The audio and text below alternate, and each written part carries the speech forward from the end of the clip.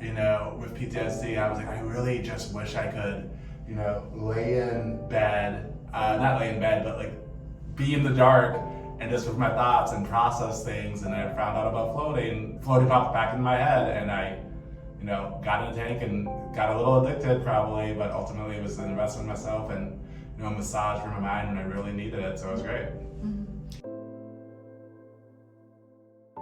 You definitely want to be consistent because every day is actually a journey. Every day is different. Every day is hard. Some days are easier than others, but you really do need to be consistent to continue your growth, your healing, and that sort of process.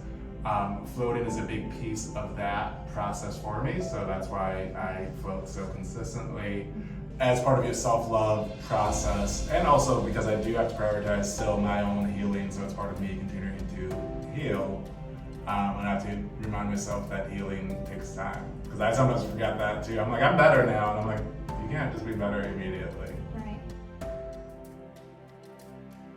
I came in, and all of you are the nicest people I've ever met. It's just such a warm, welcoming, positive vibe that I really needed. And when I say like both floating helped save my life, I also mean your staff helped save my life. So yeah, that's why I saw Lux.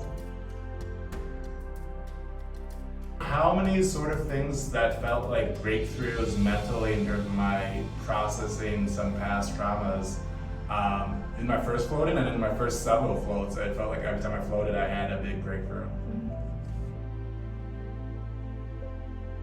So I really didn't, but that's also because I'm the type of person to check out the website in advance. So on the website, they're like, don't worry about confined spaces, even though I don't actually have claustrophobia. But had I had that, I would have learned, which I did learn, that you can open the door anytime inside. So it's not actually scary in that way, but I know that's one of the biggest concerns, as well as afraid of the dark, but neither of those are really my concerns. Yeah. If you've been through any sort of stress or trauma in your life, and I'm gonna actually go so far as to say that since we've all dealt with a pandemic, we've all been through a trauma, and we've all been deal with daily stresses and daily traumas just in our lives. So, your mind probably could use a break. Your mind could probably use some healing. Your mind could probably use some time alone with you, if that makes sense. And to do that, the best way to do that is floating. So that's what I would tell to anybody who's apprehensive, is you really should just give it a shot at least once.